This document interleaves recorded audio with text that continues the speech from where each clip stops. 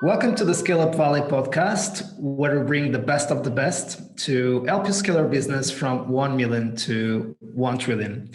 Today's guest is Megan Bowen, Chief Customer Officer at Refine Labs. Megan, welcome to the show. Thanks for having me, Mike. Excited to be here and dig into the conversation today. Absolutely, my pleasure. We have been planning for this one for a long time, and we are finally for the delight of ourselves and all the ones that are listening us to learn from you. So, who is Megan?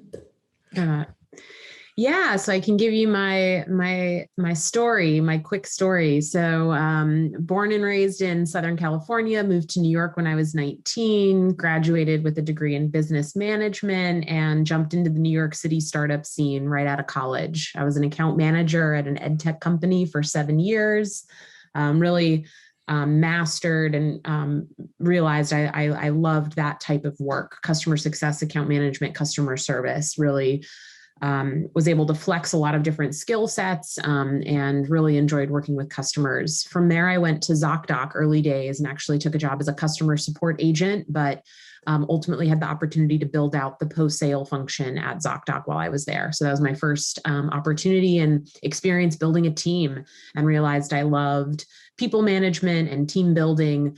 From there, went to Grubhub Seamless and built out their B2B account management function.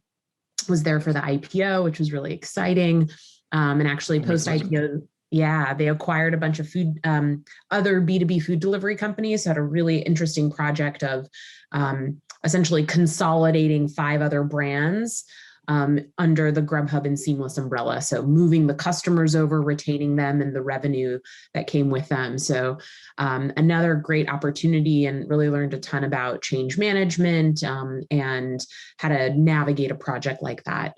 Company was getting really big, was ready to get back into a startup, went to a company called Managed by Q, started there as a director of account management, ended my time there as the chief operating officer. We exited to WeWork, which was very exciting until it wasn't as exciting anymore. I just watched the documentary on Hulu. Check it out. It's worth a watch of the whole WeWork story. After that, though, went to Platters, back in the food tech space. Very familiar after my time at Grubhub, was VP of customer success there, and was having a great time. And then the pandemic hit, and people were no longer in offices, therefore were no longer ordering food to the office. So my time ended there summer of 2020, and most recently joined forces with Chris Walker at Refine Labs as Chief Customer Officer. So after 15 plus years at sort of B2B SaaS tech marketplace startups, I'm now on the agency side, helping B2B companies from the outside, helping them scale their demand generation programs, and taking everything I've learned and designing our sort of customer success strategy for a service business, as we're primarily focused on consulting for our customers today. So that's it's a quick overview of my 17-year career. I love it.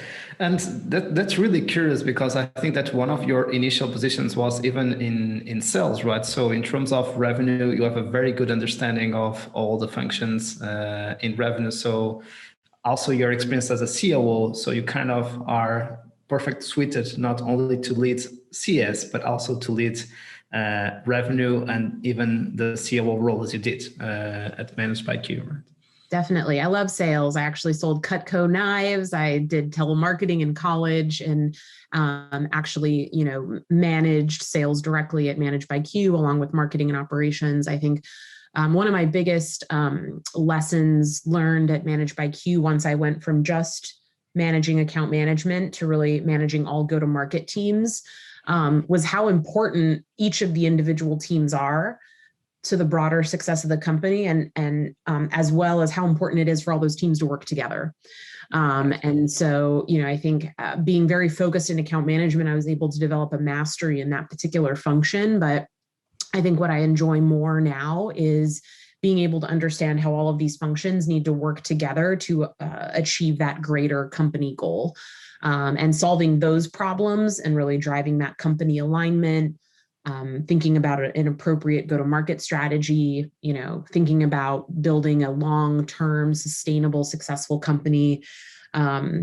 That is really what I'm most excited about now. And I think it's very interesting because I bring a customer success lens and mindset to this challenge, which I think I believe has been an advantage, because at the end of the day, if you don't have customers, you don't have a business. And whether you're thinking about marketing or sales, being able to have that customer success mindset when tackling those challenges, I think can be really helpful. You just look at things a little bit differently than if you've come up the ranks and sort of in a different area of the business.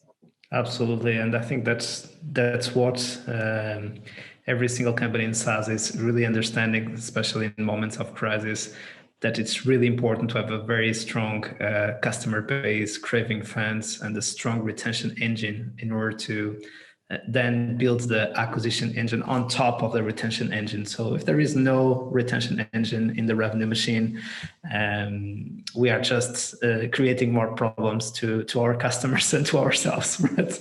Definitely. And there's, in fact, usually immense growth opportunity simply with your current customers. Exactly. In many businesses, depending on the model, expanding with current customers might even be a faster path to growth than net new acquisition. Of course, you never want to take your eyes off, bringing new customers in the door. That's always important.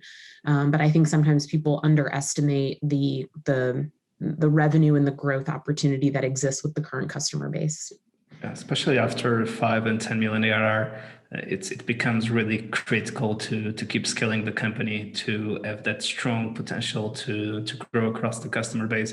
This is a classic, but it seems that human beings, we forget things, right? So it's much easier to retain, and we already got the trust of the client. And if the client is happy, and that's why it's so important to track NPS, the potential of being able to serve or to serve more the client with our product, and kind of do a rollout of the project together.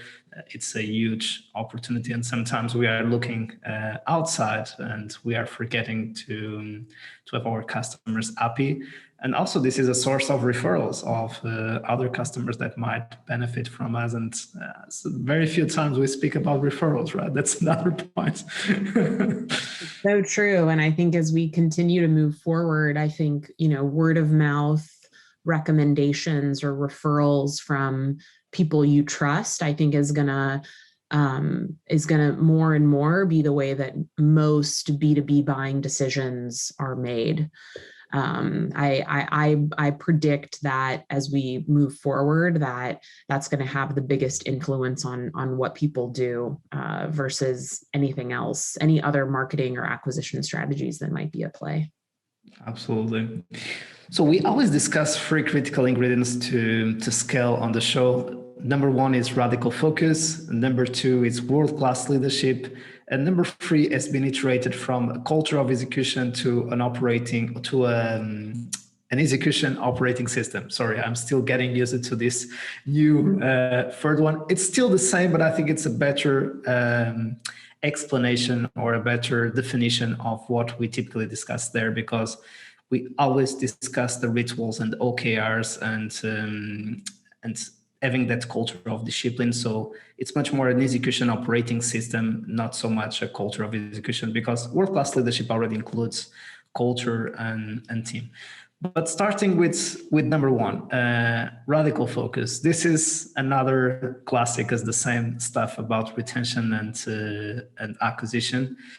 And sometimes we tend again to overcomplicate and to create new layers, add new geographies, add new verticals, add new price points, tickets, ARPAs, and it becomes very difficult to manage so much complexity in the business, because every single combination of these 3 variables, as I like to say, the ACV or ARPA plus the geo plus the vertical, brings a different business. So if we change any of the variables, we will create a new business and a new business. And sometimes we have a portfolio of 50 businesses in a scale up at 5 million or 10 million ARR. It's very difficult to scale this. And it's really, really difficult to create the machine because we have so many different customers and so many different kinds of needs that it's difficult to kind of identify a repeatable customer journey, right? And then to scale that customer journey. So what have been some of your lessons on this point? Yeah, absolutely. So I agree. Focus is critical. And I think, sometimes in the excitement to build, we maybe spread ourselves too thin, or we don't think of the right order of operations in which we should think about growing and scaling a company. And so I think for me, through all of my experiences, the way that I think about this is I do think that I have a general thesis of how, if I were starting a new company or, with the agency that I'm building today, like the way that we think about building is very deliberate. And so I think step one is you need to really validate that you are tackling a problem that matters and that you have a solution, whether it's a software, whether it's a service, any other type of hardware product, whatever it might be, but that your solution actually meaningfully solves a real problem. And so I think a lot of people have ideas, which sure, that could be a good idea. But really taking the time to actually validate that it's a real market problem. You have a total addressable market. You have a solution that resonates. I think don't skip over that step, right? And then I think the next step is you need to validate that. So even with early research, and in my opinion, validation of a business idea is your ability to get customers, right?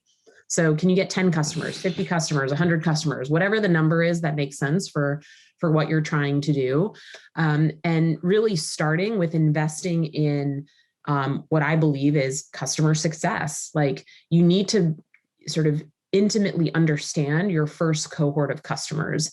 They're going to give you the feedback that's going to fuel the next iteration of whatever your product and service is. And so really focusing on whatever structure or strategy that you need to deploy to really stay close to your customers, make sure that they're actually happy, their problems being solved, and getting that early feedback is really critical. The next step there is, okay, you have identified that problem, you have a solution, you validated that with customers, and you have a round of feedback that's really going to help inform and take your solution to the next level. This is when I think you need to begin investing in marketing. So building a brand, creating demand for that product. And so whether that's through organic brand building, through launching a podcast like we're on right now, or posting on LinkedIn or whatever it may be, but really investing in educating the market about the problem you solve and the solution that you bring to the table. And that's going to attract your next cohort of customers, right? That sometimes can take some time. A lot of people will immediately prioritize, okay, I have this idea, I'm just going to hire a bunch of salespeople to bring in as many customers as possible, right? And I think you need to wait for that. You have your problem and solution, you have your customers, you have marketing, and then you have sales, right? So once you've actually validated that customers want it, you've begun to educate the market and build some awareness, then that's when I think you can add fuel to the fire and begin to build out a sales team that can then begin to accelerate that growth. And so I feel like a lot of times people do it basically completely backwards. They'll prioritize sales first, then maybe marketing, and then customer success. And so I challenge people to sort of flip that script and think about it a little bit differently, because I think when you actually care about building a real sustainable business that has the potential to be big, that you want to do right by your customers, you want to do right by the people that you bring onto your team to scale the business. Doing it this way might take a little bit longer, but I think you're creating a stronger foundation for sustainable growth in a way that you wouldn't be able to do if you did it in the opposite order. Absolutely. And that's why it's important to have someone, and in the early days, it needs to be the CEO, but later on, it can be the COO or the CRO to really align the different seats and start coordinating who needs to play first, right? Because if we have those seats too early, they will start fighting each other for the spotlight in the game, right? Yeah. We should invest more in outbound or more in inbound, or we should send the resources to CS and so on. No, we don't need CS, need the sales, need the marketing, we need product. And then we start those interesting conversations at leadership level. Absolutely. Yeah. And I think that it's really important, not only in like company prioritization, but you're absolutely right. And thinking when it makes sense to bring on the right people for each of those functions at the right level at the right time. Because I've certainly seen that as well, right? You have a lot of great executive leaders maybe are hired too early at a company, and exactly. The inability for them to collaborate effectively can actually hinder the company's ability to be successful. And another thing too, just because someone was able to successfully grow revenue at a particular company at a particular stage doesn't make them the best person at an earlier stage or a later stage. The skills required for all of those functions, at different stages of your business, really the job is different, right? And if you've ever started a company in any type of CEO or COO position, every 6 to 12 months, your job changes because the business needs are different, right? And so I think that's another common mistake I see quite a bit is not looking for the right people to join you at the right stage, and assuming that success at another company or another stage translates to success with what you're doing. So it's something to keep in mind. Yeah. I think that's a great introduction to our number 2, world-class leadership, assuring that we have the right people on the right seats for each stage of growth. We discuss it also a lot of times on the show, the importance of identifying if we need a builder or a scaler, because the skill set will be completely different, and the grit. Even a scaler might have an hard time in a specific company compared to other company where he or she has been very successful, right? So it's always, I think that's the part of what we do. Kind of, we have been in a lot of companies and have seen patterns, but the beauty of what we do is there is a science, there is frameworks, but there is an art, right? Which is looking to the specific company and being able to not reinvent the wheel, but at the same time to adapt everything to that specific context. And it differs so much from quarter to quarter, from year to year. And that's the combination of art and science of leading a business. Because if it was just a science, we would just go through the playbook and we would make every single company a success, right? And we all know that's not that simple. Absolutely. Yeah. I mean, at the core of it, when you think about building a business, what you're really doing is you are assembling a group of humans to work together to achieve an outcome. That's really what it is, if you kind of break it down to the most basic level of what you're trying to do. And to your point, that's where the art comes in. Dealing with people is not black and white. But I think the challenge, but then also the beauty of that is there is no prescriptive playbook about how to deal with every type of person. But if you're effective at attracting the right group of people, putting them in the right roles, motivating them in the right way, creating the right conditions for success, that's when you see groups of people do amazing things, right? Or the things that people once thought were impossible. And so it's unlocking that potential. And I think that there are a few core ingredients that are required to build a high performing team. And so we were just talking a little bit about this, but like really making sure that you're finding the right people for the right roles at the right time. And considering all of those factors before making hiring decisions is really key and important. I think once you begin assembling that team, I like this phrase, like creating the conditions for success. Like it's up to someone to really understand what is required, what conditions are required in order for this team to achieve. And so a big one in my view is really creating psychological safety. That's the foundation of trust, which I think is the differentiator between a good team and a great team. And to create psychological safety, I think leaders need to lead by example. They need to admit their own mistakes. They need to respond positively from setbacks or from obstacles or challenges. People need to know that they can make a mistake and it's okay. They can speak up about an idea and not fear critical, repercussions as a result of that.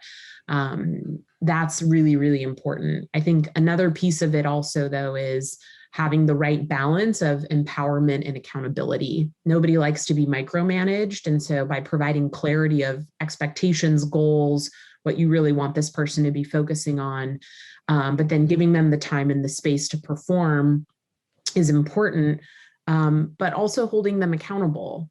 So if they do fall short or if they don't follow through on something, it's important to address those things in the right way at the right time. But if you lean too far into empowerment without accountability, things will go off the rails.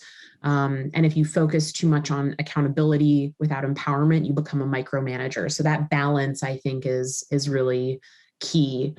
And then the last thing that I would say, and this is really up to the leader, the visionary, you need to be continuously communicating your vision and your North Star and what you're doing, right? Like at the end of the day, people are motivated by a shared passion for getting somewhere and working with people that have those shared values where they feel supported and trusted. And so that is like the spark that will make people try things that they haven't done before and work together to achieve something. And so those are, I think, some of the, there are other things that are important. So it's not just those things, but I think those would be some of the top things that when you think about creating a world-class leadership team or building a high-performing, broader team with your company, those are some of the things that I think are most important. Yeah, especially that second layer after 60, 70 people, those become really the leaders that are closer to the field. So it's really, really important again. And that's where communication and empowerment and providing clarity, it's really, really important. And at the same time, setting direction, but also collecting the feedback from what is happening on the field, because at that time, the leadership team starts to be a little bit more less in touch with what is happening at the ground level. And this can be very dangerous from my experience with leadership teams, right? Absolutely. Yeah, it can be, because you can make decisions based on incorrect information and often assumptions and feelings and gut feeling, etc. Yeah, exactly. And it can also frustrate and pisses the team off on the ground level, because these guys are not understanding anything that is happening in the business. Yeah. And we were not able to communicate half this. It's true. And that's another delicate balance, though, because I think it's important that leadership stays connected to the front lines and is grounded in reality. And they should be acknowledging the challenges of reality and making sure that informs key decision making, while also continuing to paint a vision and talk about what things will be like when we move past this stage, right? So I think it's not being so close to reality that you get mired down and the vision is bogged down. Great point. But close enough so that you're not making irresponsible or bad decisions because you're so out of touch with what's actually happening. I know whenever I've been a CS leader within a company, I always look for opportunities to expose the CEO or the executives to customers directly. So whether it's an event or having them shadow the support team or bringing them to a meeting with a VIP customer, those are great opportunities to try and be proactive about connecting the leadership team to the customer. If you're a CS leader, potentially director level, it's a great tactic to use, as well as having your own exposure to the leadership team.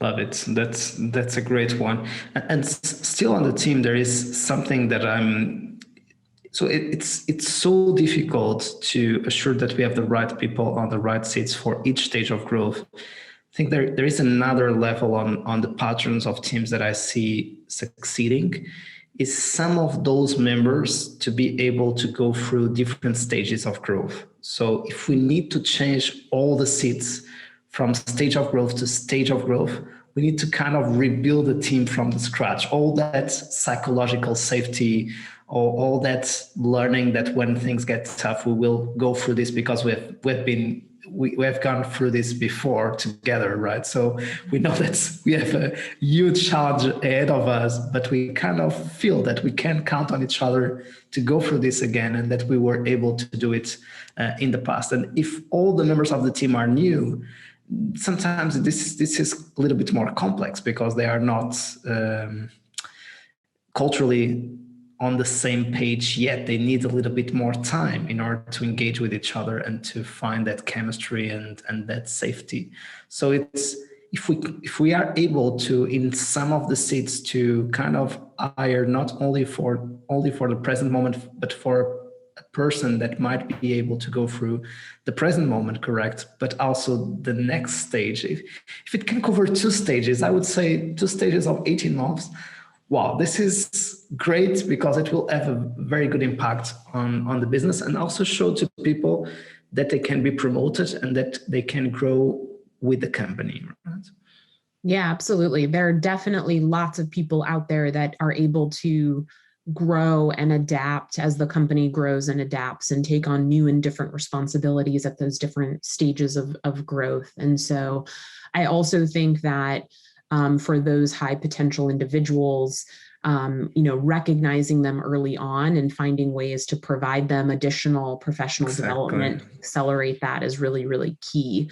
And then on the other side of the coin, it's also being really honest with yourself when you know that someone might be hitting a dead end in their particular role or that particular company based on their particular skill set. So it's really discerning the potential that someone has, as well as nurturing those high potential ones and redirecting other people where it might not, be the best fit anymore. I think what's really important too is, if you are in that situation where someone, maybe hit their limit of their ability to contribute any further, working with them to find a transition plan that is respectful.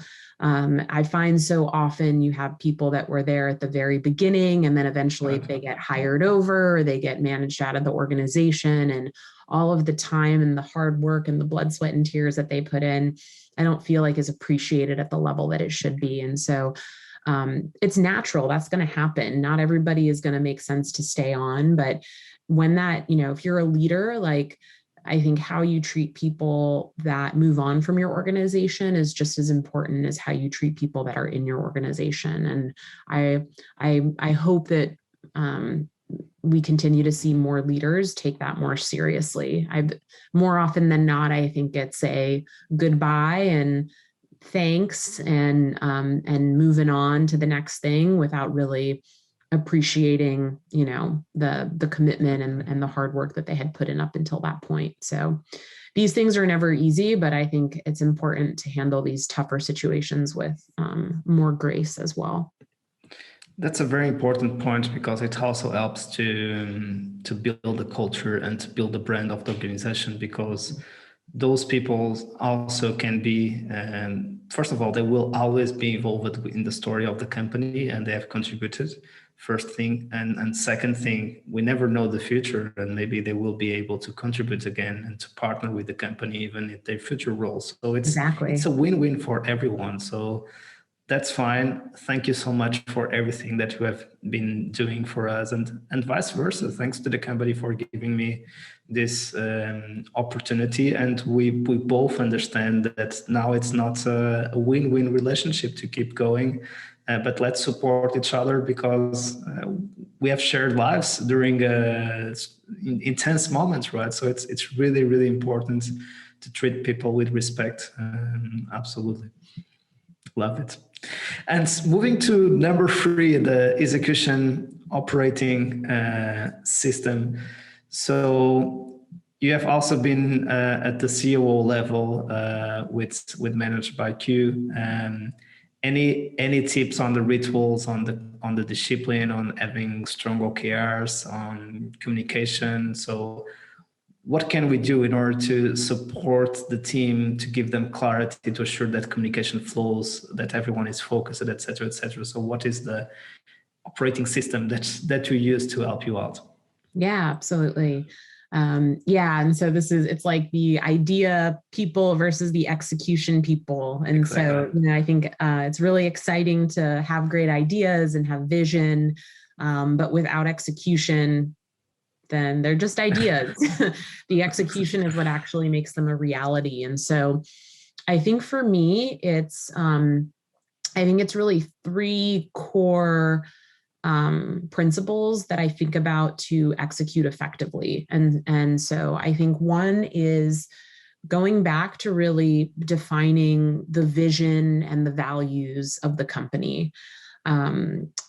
I believe that like the best talent is attracted to work at companies where they feel deeply aligned to the future vision of the company and the values that company is embracing. And so, thinking deeply about what that is, articulating it clearly and in a compelling way, making sure that you are adhering to and living your values, that is a critical piece, because that in many ways is during the hard days, during the grind, this is what's going to keep people motivated. This is how you're going to attract and retain great talent so that they'll do the best work of their lives with you, right? And so you need to talk about your vision. You need to repeat it. You need to find ways to communicate that in everything that you're doing as a company. I think the second piece of it is really around structure.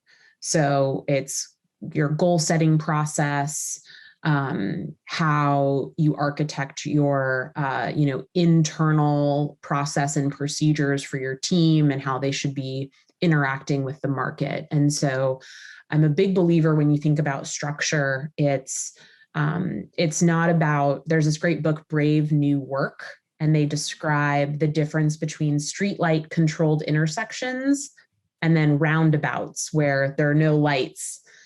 And the thesis is that you should think about your structure as roundabouts and not, red means stop, green means go. Those streetlight controlled intersections are reliant on compliance. And when you attract really great people, you want them to think for themselves, use their creativity and their judgment. So when I think about creating goals and creating structure, it's important that goals are clear and specific, and that you do create some level of process, because that is important and people do operate well in structure, but don't overdo it. Not so much so that you remove the ability for individuals to think for themselves. You want to create paths so people know where they're going, but give them the freedom to experiment and to innovate, and to bring them the best selves. This is part of like creating the conditions for success. It's really balancing that out effectively. I like OKRs. I think whether you use OKRs or any other different goal setting method, I think they all can work. I think what's really key though and important is that You have clear company goals. And as you break down those goals for the different teams, the different individuals within the organization, it's really clear what each of them need to be doing to contribute to that broader goal, that they really internalize and understand how the day-to-day work that they're doing is actually connected to that. That's really important for motivation. And that individual team or individuals' goals are not in direct conflict with one another. If that happens, that's leadership's fault. And that's where you create unhealthy cultures, you create tension or toxicity or internal competition, where you have sales blaming customer success or marketing blaming sales or whatever it is, which does no good, right? We're all on the same team. We all work at the same company. So that goal alignment is really key, and that the clarity of goals at every level and the connection back to the broader company goal. So you have sort of vision, goal alignment, process and structure. And then I think the last piece is really communication. You have to beat the drum. You have to, your weekly team meetings, your regular, written communication. I don't believe that there is such a thing as over communicating. People need to hear things over and over again to be reminded and to internalize that. And I think so many either issues or problems in organizations are often a result of either a lack of communication or miscommunication. And so figuring out what that right cadence is for your organization is important. And that absolutely changes as the company grows and scales. But that is key. So you're regularly communicating the vision, you're communicating the goals, progress to goals, celebrating when we win, understanding why, we lost, reminding people of why we're here, reminding people of what they should be thinking about. There are a lot of other things that come into the mix, but I think if you can get those things right, like the vision, the goal alignment, and the right level of structure and the right communication cadence to reinforce all of those things, I think those are sort of the core pieces that are really needed as a foundation for strong execution. Love it. So great points. Thank you, Megan. And let's go to the final question of the show that we always love, which is, if you'd have the opportunity to meet yourself, let's say at the beginning of your career at Managed by Q, what advice would you offer to Megan if you would have a coffee with yourself? And I think a lesson that I've learned since then that I would tell my younger self is, especially if you are in any type of management or leadership position, prioritizing showing up for yourself and self-care is really critical. Before you can effectively lead others and take care of others, you have to take care of yourself. And in hindsight, whenever I made mistakes or had problems as a leader, it was a result of me feeling burnt out or me neglecting my own needs at the expense of others. And you kind of feel like it's a noble thing or a good thing to do that, but it actually isn't. And so much of leadership is showing up for others, but that starts with showing up for yourself. Love it. I'm with you on that. So thank you very much, Megan, to making the time to share your experience with us. It was really amazing to have you on the show. Yeah, thanks for a wonderful discussion, Mike. It was great to be here. Likewise, it was a very nice conversation. And to our listeners, thanks for being there. We keep bringing you the best of the best to make your life easier, scaling your business. So see you soon and keep scaling.